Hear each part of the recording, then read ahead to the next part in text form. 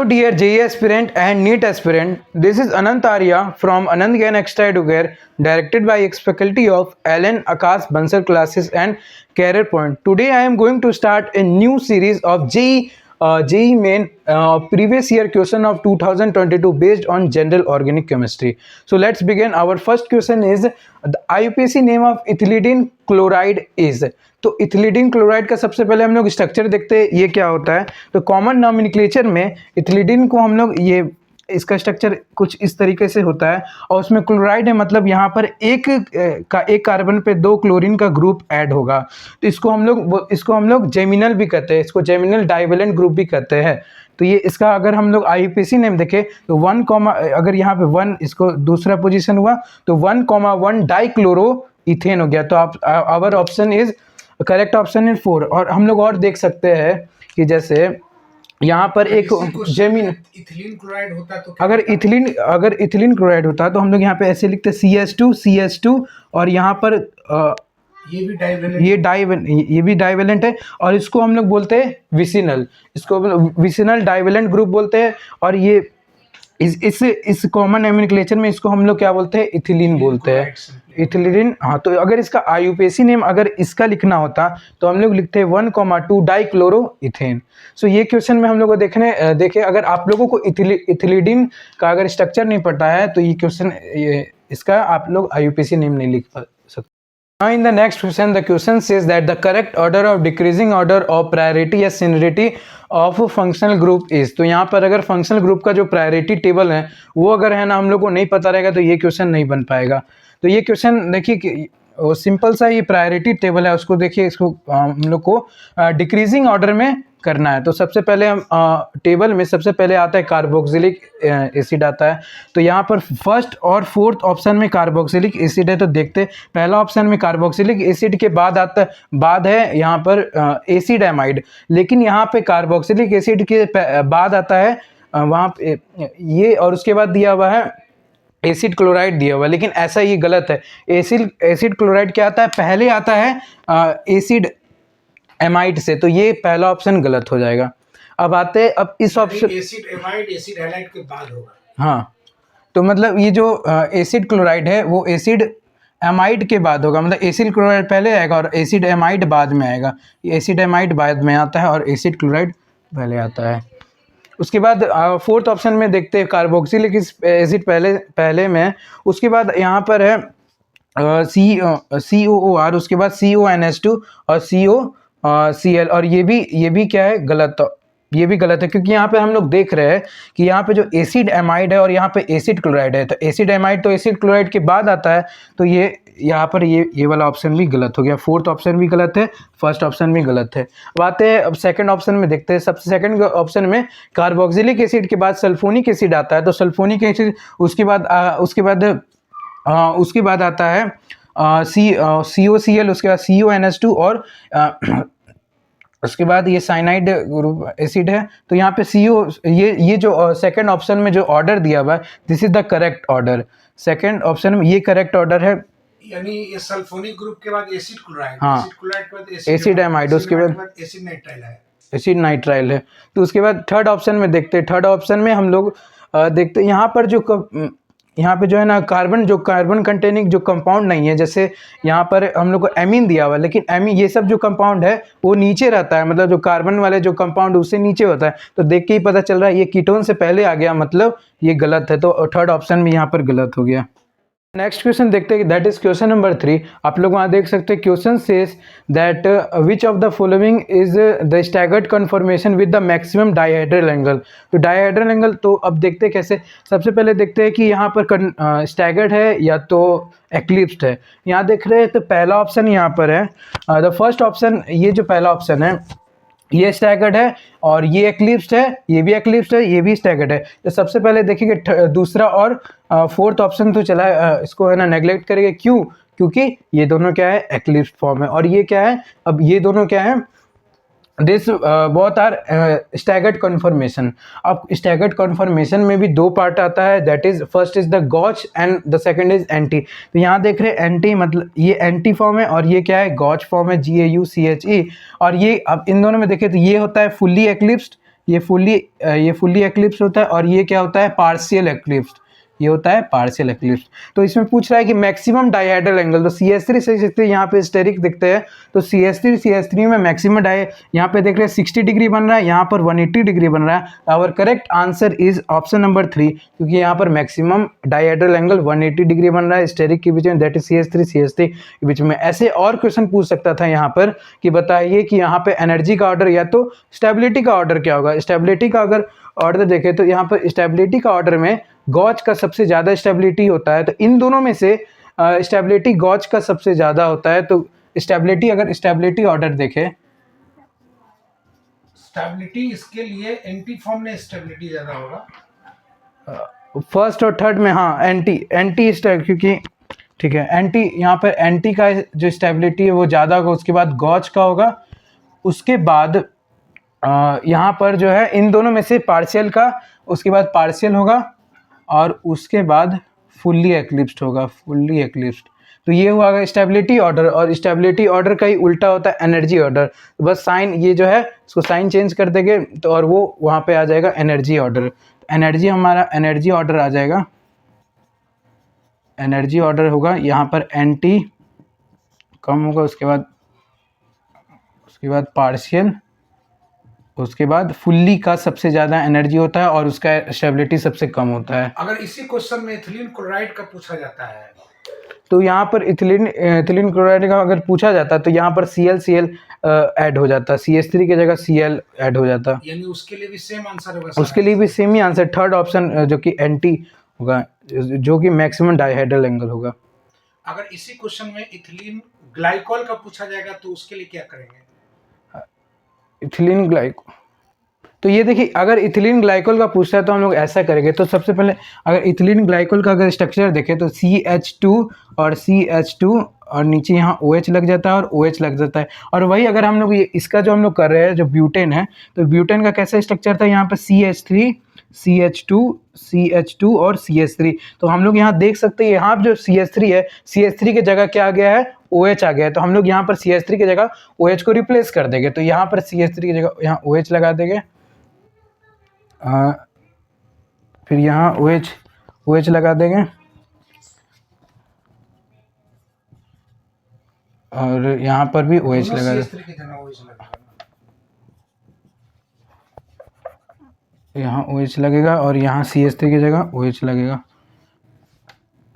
तो यहाँ पर अगर ऐसा रहेगा तो डायहेड्रल एंगल का जब क्वेश्चन ऐसा पूछता तो डायहेड्रल का तो वही रहता, यहाँ पे एंटी का डायहेड्रल एंगल, इसका डायहेड्रल सबसे ज़्यादा होता। अगर यहाँ पे बस थोड़ा सा चेंज आता, क्या चेंज आता देखते हैं हम लोग कि यहाँ पर क्या होता है कि इंट्रामॉलिक्यूलर हाइड्रोजन बॉन्डिंग के कारण यहाँ पर गॉज का जो स्टेबिलिटी है वो एंटी का स्टेबिलिटी से क्या हो जाता है, ज़्यादा हो जाता है। दैट्स वाई बस स्टेबिलिटी ऑर्डर में बस थोड़ा सा चेंजिंग, बाकी पार्शियल और फुली एक्लिप्स का जो स्टेबिलिटी मैंने यहाँ ब्यूटेन का बताया वो वैसा ही रहता, बस यहाँ पे गॉज का स्टेबिलिटी ज़्यादा हो जाता। तो अगर इसका स्टेबिलिटी लिखते हैं हम लोग तो गॉज का स्टेबिलिटी, यहाँ गॉज का स्टेबिलिटी ज़्यादा हो जाता है एंटी का स्टेबिलिटी से, और बाकी सब ये ब्यूटेन की तरह रहता। नेक्स्ट क्वेश्चन देखते हैं, question number 4, match list 1 with list 2।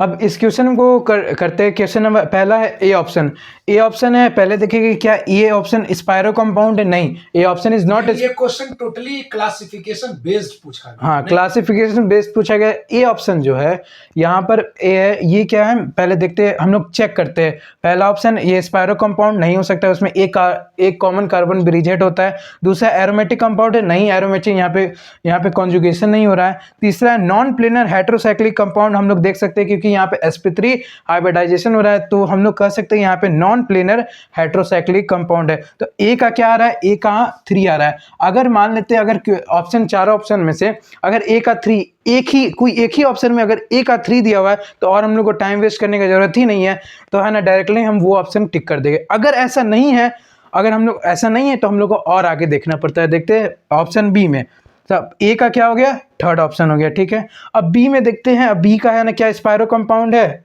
नहीं, स्पायरो कंपाउंड में एक कॉमन कार्बन होता है, ब्रिजहेड होता है, कार्बन ब्रिजहेड होता है। सेकंड देखते हैं यहाँ 2 कॉमन ब्रिजहेड, हाँ यहाँ पर, तो अगर ये स्पायरो कंपाउंड ये नहीं हो सकता है। दूसरा ऑप्शन देखते हैं यहाँ पे एरोमेटिक कंपाउंड, एरोमेटिक क्या ये एरोमेटिक कंपाउंड है, नहीं एरोमेटिक कंपाउंड नहीं है। क्यों साइक्लिक है तो एरोमेटिक हो सकता है ना। हाँ सर, कि यहाँ पे एरोमेटिक साइक्लिक, लेकिन यहाँ पर देख रहे हैं Conjugation कंजुगेशन नहीं है। और बी का अगर हम थर्ड देखें, यहाँ non planar heterocyclic compound, non planar तो है लेकिन ये हेटेरोसाइक्लिक कंपाउंड नहीं है। ठीक है, तो वैसे भी ए का 3 हो गया तो अब इसको देखने का जरूरत ही नहीं है। आगे बी का 4, हाँ तो ये एक बाइसाइक्लो कंपाउंड है क्योंकि यहाँ पे 2 कार्बन ब्रिज हेड है, तो यहाँ पे बी का क्या हो गया, 4 हो गया। अगर बी का 4 हो गया, अगर यहाँ पर देखते हैं अगर ए का 3 और बी का 4 अगर है ना, बस ये इतना मिल जा रहा है तो वही ऑप्शन हम लोग ठीक है। अगर फिर भी ऐसा नहीं हो रहा है तो हम लोग आगे फर्दर चेक करेंगे। तो आगे फर्दर चेक करेंगे तो थर्ड देखते हैं। तो थर्ड क्या है, थर्ड इज द स्पायरो कंपाउंड।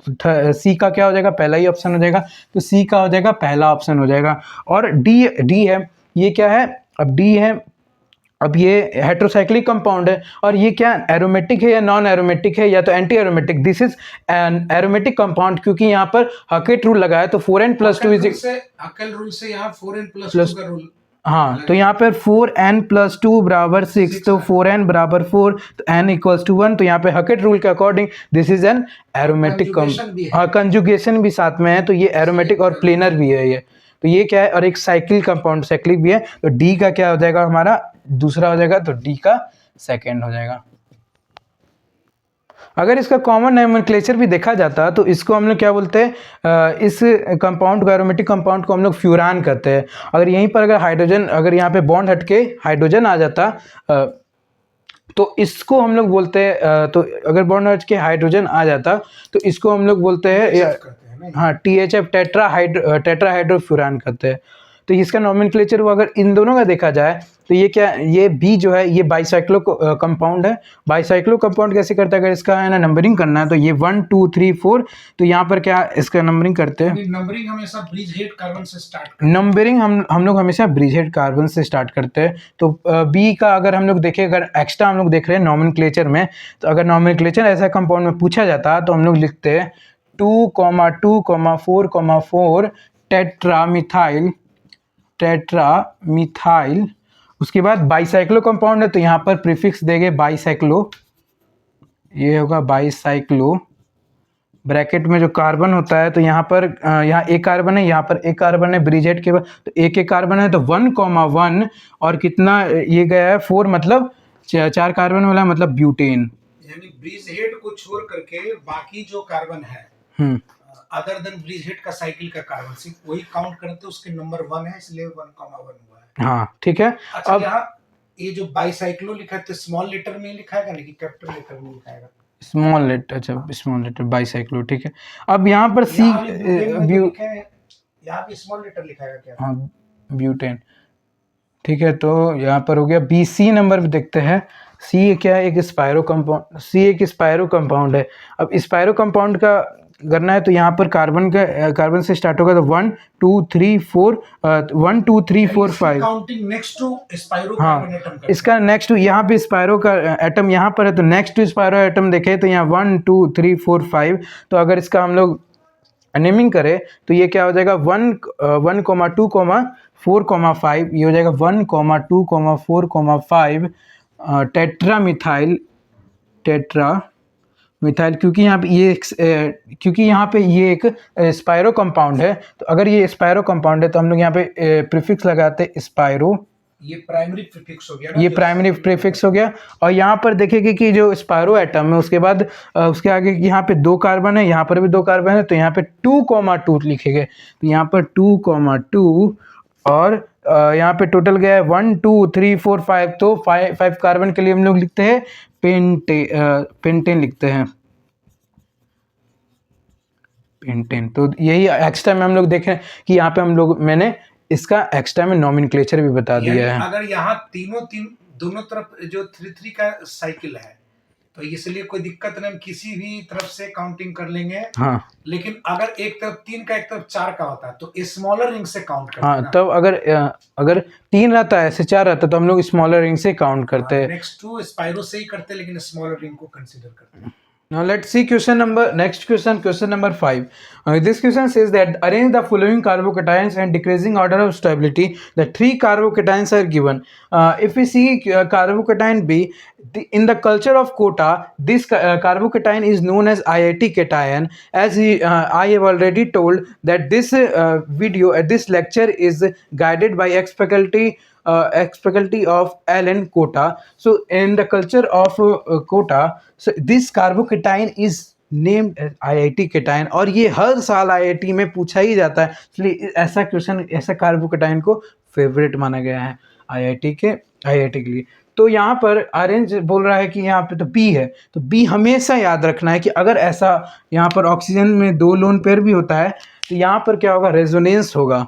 यहाँ पर देख रहे हैं, यहाँ पर लोन पेयर भी है, यहाँ पर सिग्मा बॉन्ड और यहाँ पर प्लस है, तो यहाँ पर क्या होगा, रेजोनेंस होगा। ड्यू टू रेजोनेंस ये इसका सबसे ज़्यादा, कभी भी आपको ऐसा अगर कार्बोकेटाइन दिखता है जिसके ऑक्सीजन के बगल में पॉजिटिव चार्ज है, तो you can say that this is very stable, ये सबसे स्टेबल है। तो इन तीनों ऑप्शन में से अगर कहीं पर भी दिख जाता है ये सबसे स्टेबल है, तो इन तीनों में से B is the most stable. तो हम लोग देख सकते हैं चारों ऑप्शन में से 4th ऑप्शन बी सबसे ज़्यादा स्टेबल है। So our correct option is option number 4। लेकिन अगर डिटेल के लिए और बताए तो इन सब के बारे में, लेकिन एक बात और बताता हूँ, अगर ये ऐसा कंपाउंड आ गया अगर जिसका इलेक्ट्रोनेगेटिविटी ऑक्सीजन से जैसे कम, जैसे नाइट्रोजन, यहाँ दो लोन पेयर और अगर ये पॉजिटिव चार्ज, तो यहाँ पर दिस इज वेरी इंपॉर्टेंट। अगर मान लेते हैं कि अगर इसी में अगर ऐसा ये भी दे दिया है, ये भी carbocation if it is given, so the if we want to और अगर स्टेबिलिटी का ऑर्डर अगर देखा जाए तो सबसे ज़्यादा स्टेबिलिटी इससे भी ज़्यादा इसका होगा, क्योंकि यहाँ पर हम लोग जानते हैं नाइट्रोजन का जो इलेक्ट्रोनेगेटिविटी है वो ऑक्सीजन से कम होता है। ड्यू टू दैट रीज़न ये स्टेबिलिटी और बढ़ा देगा, स्टेबिलिटी और बढ़ाएगा। तो कभी भी ऐसा अगर ऑप्शन में आए तो इसका और इस पे कंपैरिजन किया जाए, सबसे ज़्यादा स्टेबिलिटी इसका होगा। यानी कि नाइट्रोजन का जो लोन पेयर होगा that will be more contributor as compare to oxygen, as oxygen is more electronegative. Yes, तो यही इसका मतलब रीज़न कहते हैं, तो ये रीज़न है इसका। अब आगे देखते हैं, तो बी तो सबसे पहले हमारा आंसर तो 4 हो गया, बट और हम लोग ये डिटेल एनालिसिस हम करवा रहे हैं इस वीडियो पे, तो सो आगे देखते हैं। यहाँ पर ए और बी सी में अगर है ना कंपैरिजन किया जाए, कंपैरिजन किया जाए तो यहाँ पर अगर देखा जाए तो यहाँ पर अल्फ़ा हाइड्रोजन देखा जाए तो यहाँ पर भी 4 अल्फ़ा हाइड्रोजन और यहाँ पर भी 4 अल्फ़ा हाइड्रोजन है। यहाँ पर दोनों में 4, ए और सी में अल्फ़ा हाइड्रोजन 4 है। If the alpha hydrogen same, तो यहाँ पर और कोई, जैसे यहाँ पर देखना, यहाँ पे ऑक्सीजन दिया हुआ है, यहाँ एक्स्ट्रा में इन दिस सी कंपाउंड, यहाँ सी में जो है कार्बोकेटाइन में एक्स्ट्रा ऑक्सीजन दिया हुआ है। सो दैट्स वाई यहाँ पर ऑक्सीजन, हम लोग जानते हैं oxygen minus I effect show करता है, और माइनस आई इफेक्ट क्या होता है, ये एक इलेक्ट्रॉन विथड्रॉइंग इफेक्ट होता है। ये इलेक्ट्रॉन क्या करेगा, विथड्रॉ कर लेगा, and due to that reason the stability of C is very less. इसी कारण से इलेक्ट्रॉन विथड्रॉ करेगा, उसका इलेक्ट्रॉन डेंसिटी क्या होगा, कम हो जाएगा, और दैट्स वाई वहाँ उसका सी का क्या होगा, स्टेबिलिटी सबसे कम। तो हम लोग देख सकते हैं सबसे स्टेबिलिटी कम सी का है, उसके बाद ए का है। So this is the whole analysis of this question number 5 हम लोग ने देखा, और एक्स्ट्रा भी बात बताया है इसके बारे में। अगर साइक्लिक क्वेश्चंस के कार्बोकेटाइन के पूछे जाते हैं तो सबसे पहले हम लोग ये चेक करेंगे कि एरोमेटिक, और एरोमेटिक चेक करने के बाद अगर चूंकि ऑप्शन में कोई कंजुगेशन नहीं दे रहा होल कंजुगेशन साइकिल में, तो एरोमेटिक नहीं है, और एरोमेटिक नहीं है तो हम फिर अदर थिंग देखेंगे। तो next is resonance and then hyper conjugation, then I effect. ये ऑर्डर है, इसी ऑर्डर को ध्यान में रखते हुए फिर हम लोग कोई भी क्वेश्चंस को ऑर्डर बता सकते हैं। जीओसी के इस तरह की फेवरेट टॉपिक है, और ये हर बार जेई में आपसे क्वेश्चन पूछा ही जाता है, क्वेश्चन फेवरेट रहता ही रहता है किसी न किसी फेज में, कभी मॉर्निंग सेट में तो कभी इवनिंग सेट में। Coming to next question of year 2022 PYQ question from GOC topic. Now this question say which of the following, देखिए अभी इससे पहले भी मैंने कार्बोकेटाइन का क्वेश्चन करवाया था, इसमें which of the following carbocation is most stable. तो इससे पता चलता है कि चाहे या मॉर्निंग शिफ्ट में या इवनिंग शिफ्ट में ये कार्बोकेटाइन का पूछना ही है, कंपलसरी है, पूछेगा ही कार्बोकेटाइन का क्वेश्चन। तो देखते सबसे पहले कार्बोकेटाइन है, तो हम लोग देखेंगे क्या रिंग है वहाँ पे, या क्या यहाँ पे वहाँ पे एरोमेटिक या एंटी एरोमेटिक है। तो हम लोग देख सकते हैं यहाँ पे कोई साइकिल नहीं बन रहा है, तो यहाँ पर एरोमेटिक और एंटी एरोमेटिक देखने का जरूरत ही नहीं है। फिर उसके बाद हम लोग देखते हैं क्या यहाँ पर आईआईटी केटायन है, नहीं। देखिए यहाँ पे अगर देखिए आईआईटी केटायन कब होता है, जब जब लोन पेयर के साथ, उस लोन पेयर के बाद क्या होता है, लोन पेयर के बाद कोई सिग्मा बॉन्ड होता है, उसके बाद positive lone pair is conjugation with positive centre, empty centre.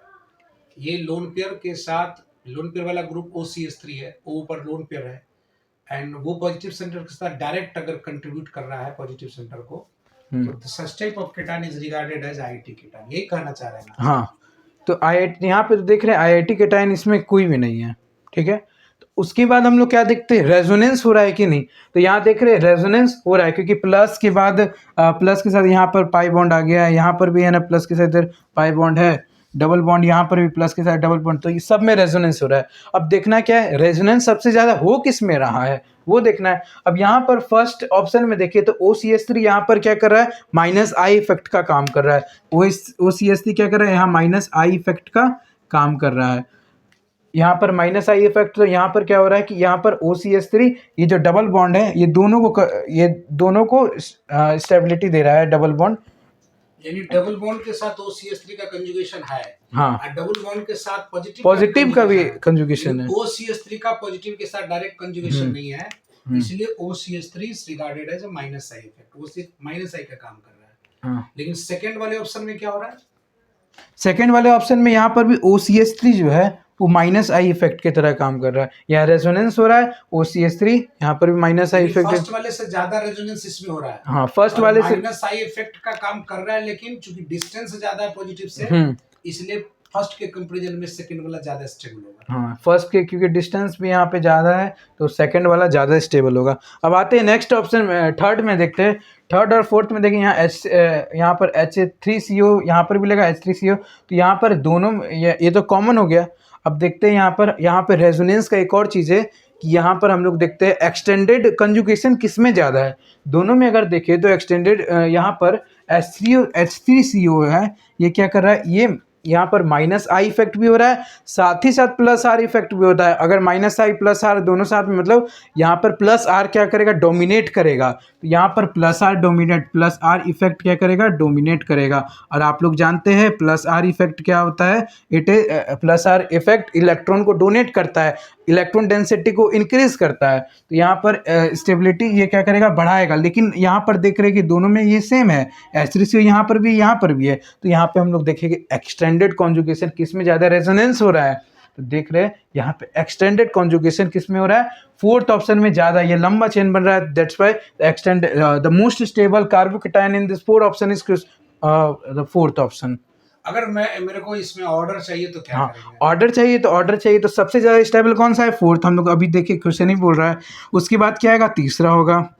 अब इन दोनों में से देखें तो इन दोनों में से स्टेबल कौन होगा, ये ज़्यादा स्टेबल होगा, क्योंकि यहाँ पर देख रहे हैं कि यहाँ पे थोड़ा प्लस और इसमें माइनस आई इफेक्ट में थोड़ा डिस्टेंस भी है। दैट्स वाई यहाँ पे सेकंड और सबसे कम स्टेबिलिटी होगा ऑप्शन नंबर 1। तो साथ ही साथ हम लोगों ने इसमें इस क्वेश्चन में एनालिसिस भी किया, इसका क्या अरेंज ऑर्डर क्या है और स्टेबिलिटी का ऑर्डर क्या है। क्वेश्चन को मोस्ट स्टेबल की जगह लिस्ट पूछा जाए तो भी क्वेश्चन लिस्ट, यहाँ लिस्ट में तो आंसर फर्स्ट हो जाएगा। ऑर्डर पूछ दिया गया, इंक्रीजिंग या डिक्रीजिंग, ये 3-4 वैरायटी के क्वेश्चन इस तरह से पूछे जा सकते हैं, नहीं? Yes. Coming to next question, question number 7. This question says that the lowest pK value of the marked among the marked proton is, यहाँ पे देख रहे हाइड्रोजन यहाँ पे मार्क किया हुआ है, तो उसका लोएस्ट पीके वैल्यू क्या है। तो सबसे पहले यहाँ पे देखिए कि यहाँ पीके मतलब यहाँ आयनिक इक्विलिब्रिया का भी कॉन्सेप्ट है। तो यहाँ पर हम लोग जानते हैं कि जो पीके ए का वैल्यू होता है is equals to minus log K, ठीक है। बेस 10 होगा क्या? हाँ, बेस, अब इसमें बेस 10 लेके चलेंगे, ठीक है। तो यहाँ P K is equals to minus log K 10 to the base 10। तो यहाँ पे जो के का, ये जो के है, यहाँ जो के होता है ये होता है डिसोसिएशन कांस्टेंट होता है। और डिसोसिएशन मतलब अगर के का वैल्यू ज़्यादा, इसका मतलब होता है एसिडिक स्ट्रेंथ, जो वीक एसिड के लिए अगर के का वैल्यू ज़्यादा तो एसिडिक स्ट्रेंथ ज़्यादा, ठीक है। तो यहाँ पर जैसे हम एग्जांपल लेते हैं, मान लेते हैं कि अगर हम k का वैल्यू अगर 10⁻⁻5 रखे log टू दी बेस 10, इसका वैल्यू क्या आएगा, pk का वैल्यू 5 आएगा। और वहीं अगर हम log 10 टू 5 आएगा, ये पूरा क्लियर समझाइए कैसे 5 आएगा। हाँ, यहाँ पे पूरा क्लियर से बताते हैं कि यहाँ पर जैसे यहाँ पे आर्गुमेंट और यहाँ पर 10 है और 10 है, तो आर्गुमेंट बेस सेम है, ठीक है। तो यहाँ पे -5 जो अगर 10 का पावर -5 है तो हम लोग लॉगरिथम का जो कंसेप्ट होता है, तो यहाँ पे -5 आगे आएगा और -5 आएगा तो माइनस माइनस क्या हो जाता है, प्लस हो जाता है, तो ये +5 आ गया, ठीक है। और log 10 का मान 1 होता है। हाँ, और log 10 टू दी बेस 10 का उसका तो 1 ही होता है, तो ये इसका आ गया वैल्यू 5, ठीक है। तो उसके बाद अगर हम यहाँ पे 10 टू दी पावर -6 रखते हैं k का वैल्यू, तो यहाँ पर क्या आएगा 10 टू दी पावर -6, तो -log 10 टू दी पावर -6 रखते हैं टू दी बेस 10, तो यहाँ पर आएगा वैल्यू 6। तो हम लोग क्या देख रहे हैं, 10 टू दी पावर -6 और 10 टू दी पावर -5 में से बड़ा कौन है, 10 to the power of course 10 to the power -5 is greater than 10 to the power -6। तो हम देख रहे हैं जिसका वैल्यू ज़्यादा 10 टू दी पावर -5 है और इसका 10 टू दी पावर -6 है, तो ये छोटा है। देख रहे हैं कि यहाँ पर k छोटा है और यहाँ पे 6 आ रहा है, ठीक है। pk 6 आ रहा है। हाँ, pk 6 आ रहा है और यहाँ पर जो है k 10 टू दी पावर -5 है, तो यहाँ 5, मतलब ये k और pk में क्या है, इनवर्स है, मतलब जिसका k ज़्यादा उसका pk कम और जिसका k कम है उसका pk ज़्यादा है। यानी इस क्वेश्चन में pKa का मान लोएस्ट देखने के लिए हमको Ka का मान ज्यादा देखना होगा। Ka ज्यादा देखने का मतलब एसिडिक स्ट्रेंथ ज्यादा देखना होगा। तो इस क्वेश्चन में हम लोग को एसिडिक स्ट्रेंथ क्या ज़्यादा देखना होगा। देखते हैं, अब पहला क्वेश्चन है, यहाँ पे पी के, यहाँ पे कार्बन के ऊपर हर जो दिया हुआ स्ट्रक्चर, इसमें कार्बन के ऊपर क्या है, हाइड्रोजन है, ठीक है। तो यहाँ पर हम लोग कंजुगेट बेस का कंसेप्ट यहाँ पर आएगा कि जैसे यहाँ पे हाइड्रोजन हटा देंगे तो ये कार्बो एनायन बन जाएगा। तो सब में से अगर हम लोग हाइड्रोजन हटाए, ऐसा कभी भी क्वेश्चन आता है तो हम लोग हाइड्रोजन हटा के कंजुगेट बेस का कंसेप्ट आता है। तो कार्बन के ऊपर माइनस चार्ज, यहाँ पे हाइड्रोजन हटाएंगे तो ऊपर माइनस चार्ज आएगा, यहाँ पर सब में माइनस चार्ज आएगा, ठीक है, यहाँ तक। अब यहाँ पर देख रहे हैं CH2, अब इन दोनों हमको पूछ रहा है मोस्ट एसिडिक चाहिए, मोस्ट एसिडिक चाहिए तो स्टेबल चाहिए, तो यहाँ पे CH2 इन दोनों में, यानी मोस्ट एसिडिक के लिए हमको कंजुगेट बेस की स्टेबिलिटी ज्यादा देखना हाँ, जिस कंजुगेट बेस का स्टेबिलिटी ज़्यादा है उसका एसिडिक स्ट्रेंथ ज़्यादा है। तो यहाँ पे CH2, ये इन दोनों को देखें, यहाँ पर इतना चीज़ यहाँ कॉमन है OH इसमें, ठीक है। तो यहाँ पे दोनों में देख रहे हैं, यहाँ पे फिनाइल ग्रुप ऐड है दोनों में, तो इन दोनों को देखने का जरूरत ही नहीं कि यहाँ पे रेजोनेंस देखिए, यहाँ दोनों में हो रहा है, या लोन पेयर है, मतलब यहाँ जाएगा और ये इधर जाएगा और इसमें भी यहाँ जाएगा और ये वाला इधर जाएगा, दोनों में रेजोनेंस हो रहा है। और सेम केस इसमें भी रेजोनेंस हो रहा है, रेजोनेंस। लेकिन यहाँ पे देख रहे हैं कि यहाँ पे रेजोनेंस हो रहा है, यहाँ पे और ज़्यादा रेजोनेंस होगा due to the addition of यहाँ पर फिनाइल ग्रुप भी ऐड है, ठीक है। यानी फिनाइल ग्रुप भी रेजोनेंस में कंट्रीब्यूट, हाँ, यहाँ फिनाइल ग्रुप भी रेजोनेंस में कंट्रीब्यूट करेगा। अब यहाँ पर जो C डबल बॉन्ड, यहाँ पर देखिए कॉमन क्या है, यानी हमको फर्स्ट और सेकंड को देखने की हाँ, जरूरत ही नहीं है मोस्ट के लिए। फर्स्ट के लिए, मोस्ट के लिए इन दोनों को देखने का जरूरत नहीं है। थर्ड और फोर्थ में यहाँ पे दोनों में फिनाइल ग्रुप ऐड है, तो यहाँ पर मेन चीज़ यहाँ पे कॉमन देखा जाए तो ये पूरा यहाँ पे CH3 ऐड है, यहाँ OH ऐड है, ठीक है। तो हमको यहाँ पे अगर यहाँ पे देखें C डबल बॉन्ड O, ठीक है, तो यहाँ पर OH और यहाँ पे C-, तो यहाँ पर जो रेजोनेंस है इसके कारण भी होगा, और O के ऊपर ये लोन पेयर है, तो ये रेजोनेंस इन दोनों के, मान लीजिए मेरे पास 100 रुपया है तो कंट्रीब्यूट किसको, दोनों को हो रहा है, 50 इसको 50 इसको। अब इस केस में अगर ये यहाँ पर तो रेजोनेंस इस साइड तो होगा नहीं, तो अगर यहाँ पर मेरे पास 100 रुपये यहाँ पर है तो पूरा 100 रुपये तो कंट्रीब्यूट तो इसी को हो जाएगा, 100 रुपये तो कंट्रीब्यूट पूरा इसको C- को ही हो जाएगा। तो इसलिए हम कह सकते हैं कि C- का अगर यहाँ पर सबसे ज्यादा स्टेबिलिटी है, कार्बोनिल ग्रुप का जो कंट्रीब्यूशन है रेजोनेंस में यहाँ पे, हाँ, कीटोन ग्रुप वाले में, सिर्फ थर्ड वाले ऑप्शन में, हाँ, वो ज्यादा हो रहा है एज कम्पेयर टू यहाँ पर, क्योंकि कार्बोनिल ग्रुप का कंट्रीब्यूशन यहाँ बंटवारा हो रहा है, हाँ, यहाँ बंटवारा हो रहा है, यहाँ बंटवारा नहीं है, 100 है तो पूरा 100 का इसी पे जा रहा है, इसलिए वो ज्यादा स्टेबलाइज करेगा, तो इसलिए ये ज़्यादा स्टेबलाइज करेगा, तो सबसे ज़्यादा स्टेबिलिटी इसका, इसलिए इसके थर्ड कारण ज्यादा एसिडिक होगा। थर्ड सबसे ज़्यादा एसिडिक हुआ, तो इससे आंसर ज्यादा क्या होगा? यानी थर्ड इज द। pK का मान लोएस्ट। चलिए इसमें अगर ऑर्डर वाली क्वेश्चन बन जाए हाँ तो तो क्या करना हाँ, चाहिए? अगर यहाँ पे ऑर्डर वाला, तो इसमें एक्स्ट्रा एनालिसिस करते ऑर्डर का, तो अगर हमसे ऑर्डर ऑफ स्टेबिलिटी पूछा जाता, ऑर्डर ऑफ स्टेबिलिटी, अगर स्टेबिलिटी का ऑर्डर पूछा जाता, सबसे ज़्यादा स्टेबिलिटी तो क्वेश्चन में ही पूछ रहा है, एसिडिक स्ट्रेंथ सबसे ज़्यादा किसे है, तो थर्ड का सबसे ज़्यादा स्टेबिलिटी, उसके बाद फोर्थ ऑप्शन आएगा। और इन दोनों में भी फिर से देखिए यहाँ पर वही केस आ रहा है, कार्बन यहाँ पर भी है, ठीक है, तो ये दोनों कंट्री यहाँ पे जो रेजोनेंस होगा, यहाँ पे जो रेजोनेंस होगा, इस कार्बन में अगर मेरे पास 100 रुपया है तो इन दोनों को कंट्रीब्यूट होगा, 100 रुपये यहाँ पर है तो ये पूरा इसको कंट्रीब्यूट होगा, तो किसका स्टेबिलिटी ज़्यादा? सेकंड और फर्स्ट और सेकंड में कंपेयर करें, सेकंड का स्टेबिलिटी ज़्यादा, तो सेकंड का स्टेबिलिटी की ज़्यादा और सबसे कम स्टेबिलिटी फर्स्ट का। तो हम लोगों ने इसके साथ हम लोगों ने देखा ऑर्डर ऑफ स्टेबिलिटी क्या है, और वही ऑर्डर ऑफ एसिडिक स्ट्रेंथ भी वही हो जाएगा, ऑर्डर ऑफ एसिडिक स्ट्रेंथ। यानी पीके का क्वेश्चन पूछेगा तो भी हम बता सकते हैं इसमें ऑर्डर ऑफ स्टेबिलिटी, आयन का पूछ दिया वो भी हो गया इसमें, और एसिडिक स्ट्रेंथ पूछ गया, ये सारे वेराइटी के क्वेश्चन एक ही क्वेश्चन में हम इसमें बता सकते हैं या जिक्र कर सकते हैं इसमें।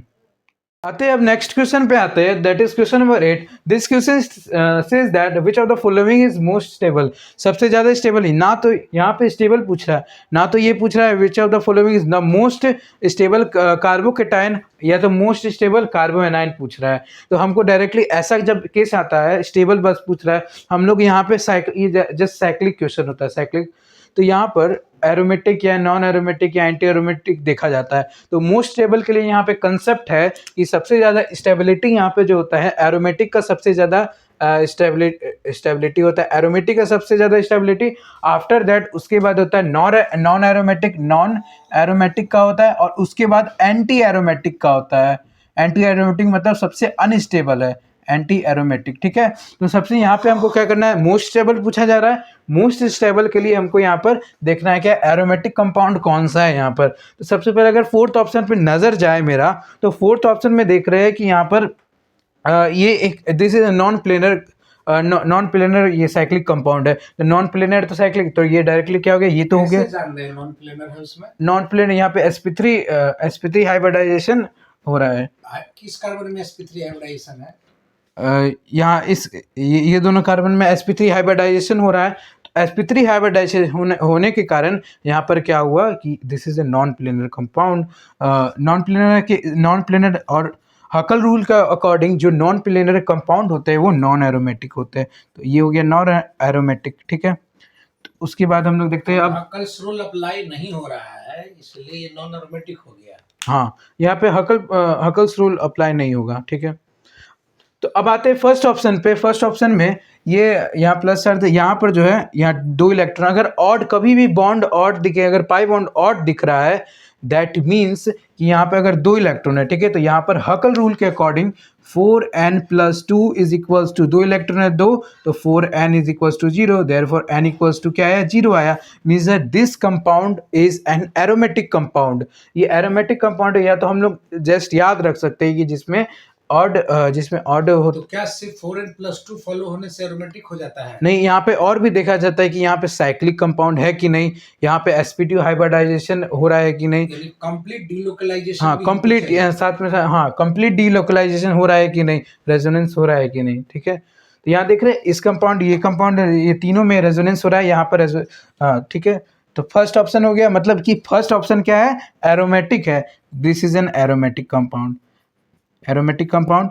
अब सेकंड ऑप्शन में देखिए, यहाँ पे अगर यहाँ पर एक तो पाई बॉन्ड है, साथ ही साथ हम लोग को ये लोन पेयर का भी देखना पड़ता है, तो यहाँ पे 2 इलेक्ट्रॉन, 1 2 3 4, तो टोटल 4 इलेक्ट्रॉन हुआ, इवन हुआ, तो ये क्या हुआ, एंटी एरोमेटिक, या तो एंटी एरोमेटिक हो गया। 4n = 4, हाँ बता रहे हैं, वो भी बता रहे हैं। जैसे तो हकल रूल के अकॉर्डिंग क्या हुआ कि यहाँ पर 4n इज इक्वल्स टू क्या हुआ, 4 इलेक्ट्रॉन है तो 4, तो n इक्वल्स टू 1, तो यहाँ पे हकल रूल के अकॉर्डिंग है। और ये भी देखा जाता है कि कंपाउंड साइक्लिक है कि नहीं, ये प्लेनर है कि नहीं, ठीक है। यानी पूरे डीलोकलाइजेशन, हाँ डीलोकलाइजेशन, लेकिन 4n को फॉलो कर रहे हैं तो एंटी एरोमेटिक हो गया। हाँ, अब यहाँ देखते हैं थर्ड ऑप्शन में देखते हैं, यहाँ पर भी ये भी साइक्लिक कंपाउंड है, डिलोकलाइजेशन हो रहा है, और साथ ही साथ this is a planar compound. अब यहाँ पे देखिए एक दो मतलब दो बॉन्ड मतलब इवन बॉन्ड बन रहा है। इवन मतलब यहाँ this is an anti aromatic. Even bond अगर डिलोकलाइज कर रहा है तो फॉरेन रूल अप्लाई होगा। हाँ, अगर इवन बॉन्ड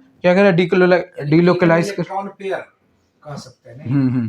तो जैसे या तो अगर हम हकल रूल लगाए तो दो दो 2 और 2 मतलब 4 इलेक्ट्रॉन हो गया, तो 4n+2 इक्वल्स टू 4n+2 लगाएंगे। हाँ 4n इक्वल्स टू 4 आएगा, तो n का वैल्यू 1 आएगा। तो हम लोग देख रहे हैं कि सबसे एरोमेटिक कंपाउंड का एरोमेटिक, तो यहाँ पे एरोमेटिक का सबसे ज़्यादा स्टेबिलिटी होता है, तो यहाँ पे एरोमेटिक पहला option is the correct option. Next question देखते हैं। This question says that which of the following structure are aromatic in nature. सबसे पहले जानते हैं एरोमेटिक है क्या। वैसा एरोमेटिक साइक्लिक कंपाउंड होता है तो उसमें वो 3 रूल फॉलो करना चाहिए। फर्स्ट रूल इज अगर उसमें डीलोकलाइज पाई इलेक्ट्रॉन होना चाहिए, और दूसरा है कि वो एक प्लेनर होना चाहिए, तीसरा साइक्लिक, सबसे पहला साइक्लिक होना चाहिए, और चौथा ये हकल रूल फॉलो करना चाहिए, दैट इज एरोमेटिकली होता है 4n+2 पाई रूल। बोला वो सब हकल रूल्स के अंतर्गत ही आता है। हाँ ये यानी प्लेनर होना चाहिए, डिलोकलाइजेशन आना चाहिए, और 4n+2 साइक्लिक हाँ, पाई इलेक्ट्रॉन। एरोमेटिक के लिए हमको 4n+2 रूल होता है, 4n+2 पाई ये रूल, ये पाई साइक्लिक पाई इलेक्ट्रॉन का रहेगा। हाँ साइक्लिक पाई इलेक्ट्रॉन।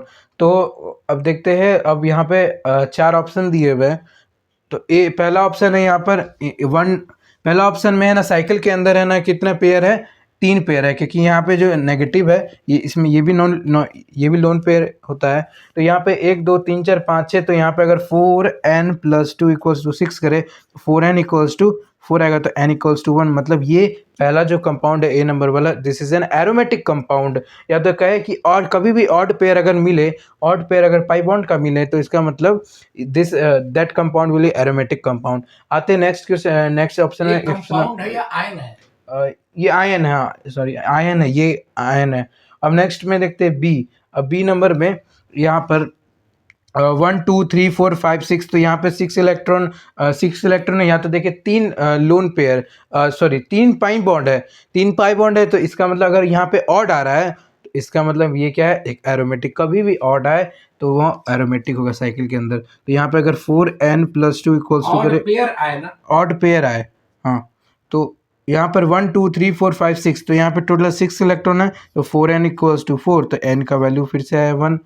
अब सी ऑप्शन में है ना बहुत ज़्यादातर गलती हो सकता है, क्यों, क्योंकि लोग जल्दी से है ना देखें कि यहाँ पे नेप्थलीन जैसा दिख रहा है स्ट्रक्चर, लेकिन नेप्थलीन में क्या होता है, बीच में क्या होता है, एक बॉन्ड यहाँ पर और होता है, लेकिन वो चीज़ यहाँ पर नहीं है, और यहाँ पे पूरा रेजोनेंस, यहाँ पे जो डीलोकलाइजेशन ऑफ पाई इलेक्ट्रॉन है वो नहीं हो पाएगा। एक यहाँ पर हाइड्रोजन है, एक यहाँ पर हाइड्रोजन है, ठीक है। तो यहाँ पे sp3 हाइब्रिडाइजेशन यहाँ देख सकते हैं, यहाँ पे sp3 हाइब्रिडाइजेशन, यहाँ पर भी sp3 hybrid. Because of that reason this is compound, this is an non aromatic compound, ये नॉन एरोमेटिक हो गया। अब आते हैं डी ऑप्शन में, देख रहे हैं 1 1 पेयर 2 पेयर 3 पेयर और 4 पेयर, क्योंकि ये माइनस मतलब एक लोन पेयर, तो 4 हो गया, मतलब इवन में आ रहा है। इवन में मतलब आता है कि that will be anti aromatic, ये क्या हो जाएगा, anti aromatic. 4n equal to 8 electrons होगा। हाँ 4n इक्वल्स टू यहाँ पर 8, तो n इक्वल्स टू 2 हो गया, तो यहाँ पर दिस इज एंटी एरोमेटिक। तो हम लोगों ने देखा कैसे इसको अप्रोच करना चाहिए एरोमेटिक अगर पूछा जा रहा है। तो आप हमारा करेक्ट आंसर क्या हो जाएगा, एरोमेटिक पूछा जा रहा है तो पहला option this is an aromatic, ये बी ऑप्शन, तो only A and B is the correct answer, option number 2। Next question number 10, which of the following compound is not aromatic. Not aromatic दिखना है, तो यहाँ पर पहला ऑप्शन, दूसरा option, तो पहला ऑप्शन ये कंपाउंड है, तो ये दिस इज, यहाँ पे टोटल कितना पेयर बन रहा है, 3 पेयर बन रहा है, 3 पेयर मतलब ये ऑड पेयर बन रहा है, मतलब this is an aromatic compound. ये क्या है, ये एक एरोमेटिक कंपाउंड हुआ।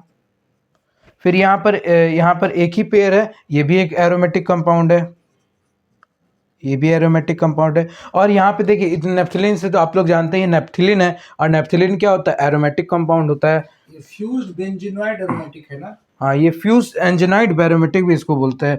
फ्यूज दोनों तरफ, दोनों रिंग जो है सो फ्यूज्ड है, और दोनों में बेंजीन जैसा रिंग है नहीं। हाँ तो ये भी क्या हो गया, ये भी एरोमेटिक हो गया।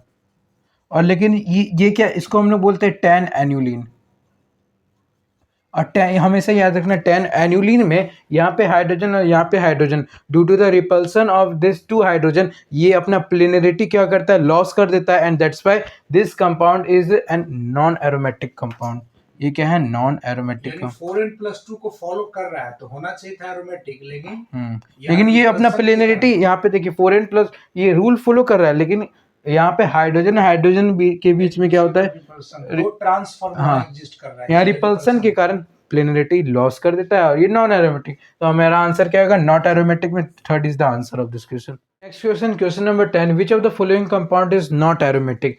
नॉट एरोमेटिक दिखना है तो यहाँ पर पहला ऑप्शन, दूसरा ऑप्शन, तो पहला ऑप्शन ये कंपाउंड है, तो ये दिस इज, यहाँ पे टोटल कितना पेयर बन रहा है, 3 पेयर बन रहा है, 3 पेयर मतलब ये ऑड पेयर बन रहा है, मतलब this is an aromatic compound. ये क्या है, ये एक एरोमेटिक कंपाउंड हुआ।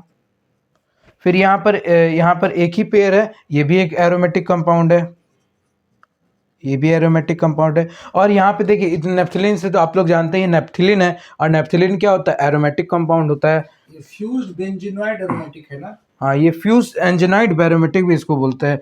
फ्यूज दोनों तरफ, दोनों रिंग जो है सो फ्यूज्ड है, और दोनों में बेंजीन जैसा रिंग है, नहीं। हाँ, तो ये भी क्या हो गया, ये भी एरोमेटिक हो गया।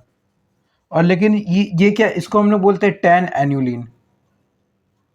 और हमेशा याद रखना, टेन एन्युलिन में यहाँ पे हाइड्रोजन और यहाँ पे hydrogen, due to the repulsion of this two hydrogen, ये अपना प्लेनरिटी क्या करता है, लॉस कर देता है, and that's why this compound is an non aromatic compound. ये क्या है, नॉन एरोमेटिक। 4n+2 को फॉलो कर रहा है तो होना चाहिए था एरोमेटिक, लेकिन ये अपना प्लेनरिटी यहाँ पे देखिए 4n+, ये रूल फॉलो कर रहा है, लेकिन यहाँ पे हाइड्रोजन हाइड्रोजन के बीच में क्या होता है, ट्रांसफॉर्मर एग्जिस्ट कर रहा है, यहाँ रिपल्सन के कारण प्लेनरिटी लॉस कर देता है, और ये नॉन एरोमेटिक। तो हमारा आंसर क्या होगा, नॉट एरोमेटिक में third is the answer of this question. आते हैं next question, the question number 11। This question is based on assertion and reason question. तो यहाँ असर्शन में बोला है A, that is 6 annulene, 8 annulene and 6 10 annulene are aromatic, not aromatic and aromatic. सबसे पहले हम लोग जानते हैं एन्युलिन क्या होता है। Annulene is the monocyclic conjugated system. यहाँ पे आप देख सकते हैं कि जैसे 4 एन्युलिन को, जैसे इसका स्ट्रक्चर इस तरह से होता है, 4 एन्युलिन ये एंटी होता है, 6 एन्युलिन एरोमेटिक, क्वेश्चन में भी दिया हुआ है। 10 को ये 10 एन्युलिन इज नॉन एरोमेटिक, 12 जो होता है वो एंटी एरोमेटिक होता है, 14 एरोमेटिक होता है। ये याद रखना कि 14 और 18 एरोमेटिक होता है, और 16 जो है एंटी एरोमेटिक, 12 भी एंटी एरोमेटिक, और 10 तो इससे पहले भी क्वेश्चन में मैंने बताया है that 10 annulene is non aromatic. और ये भी याद रखना 8 annulene is also not aromatic. ठीक है, तो यहाँ पर क्वेश्चन देखिए क्वेश्चन में क्या बोला, 6 एन्युलिन क्या है, एरोमेटिक। क्या ये सही बात है, यस 6 एन्युलिन। यहाँ पर भी ये एक्स्ट्रा ये याद रखना है, अगर ये याद है तो ऐसा इस तरीका का क्वेश्चन बन सकता है आराम से। तो यहाँ पे 6 एन्युलिन इज एरोमेटिक। ठीक है, तो ये पहला तो सही बोल रहा है। Now it says that 8 annulene is not aromatic. 8 annulene क्या है, 8 एन्युलिन ये याद रखना है, इसका जो है ये बात शेप का होता है, दिस इज टब हाँ ये टब शेप का होता है। 8 इसको बोलते हैं 8 एन्युलिन, और ये क्या होता है, नॉन एरोमेटिक होता है। तो 8 नॉन प्लेनर हो जाता है। हाँ, ये नॉन प्लेनर होता है। ठीक है, तो लेकिन यहाँ पे ये देखें तो यहाँ पे 4n रूल ये फॉलो कर रहा है, लेकिन इसका जो एक्चुअली जो स्ट्रक्चर है 8 एन्युलिन का, ये टब शेप का रहता है, और उसी कारण से इसका नॉन एरोमेटिक, ये नॉन एरोमेटिक है। तो 8 एरोमेटिक ये तो सही बोल रहा है, लेकिन यहाँ क्या बोल रहा है दैट 10 एन्युलिन इज एरोमेटिक। तो ये गलत हो गया, मतलब ए जो असर्शन है इज रॉन्ग। तो ए अभी पिछले क्वेश्चन में भी I have told that this 10 annulene is not aromatic. तो ये नॉट एरोमेटिक है, लेकिन एरोमेटिक दिया, that is wrong. Now the reason says that proton repulsion के, हाँ यहाँ पर प्रोटॉन रिपल्सन के कारण ये यहाँ पे क्या होता है, ये अपना प्लेनरिटी लूज कर देता है, और वो नॉन प्लेनर ये क्या बना, नॉन एरोमेटिक बन जाता है। अब रीजन आर देखते हैं। रीजन आर बोलता है planarity is one of the requirement of aromatic system. ये तो हकल रूल का सबसे पहला ही स्टेटमेंट है कि प्लेनरिटी सबसे इंपॉर्टेंट है। साइक्लिक, उसके बाद प्लेनरिटी, और ये सब 4n+2 ये सब रूल फॉलो कर। प्लेनरिटी दोनों के लिए कॉमन है, चाहे एंटी एरोमेटिक और एरोमेटिक दोनों के लिए। हाँ, एंटी एरोमेटिक हो या एरोमेटिक के लिए प्लेनरिटी इंपॉर्टेंट है। तो ये हुआ हम लोगों ने देखा था। इसका मतलब यहाँ पे फोर्थ ऑप्शन जो है that is A is incorrect and R is correct. तो अब नेक्स्ट क्वेश्चन पे आते हैं, question number 12, which will have the highest enol content. This question is based on the isomerism tautomerism. लेकिन लेकिन यहाँ पे एरोमेटिक का यहाँ पे कंसेप्ट कुछ आता है, इसी कारण से हम लोग इसको जीओसी में भी कंसीडर करते हैं। तो यहाँ पर देखिए हमको यहाँ पे हाईएस्ट इनॉल कंटेंट, यहाँ पर दो फैक्टर होता है, इंटरनल फैक्टर या एक्सटर्नल फैक्टर।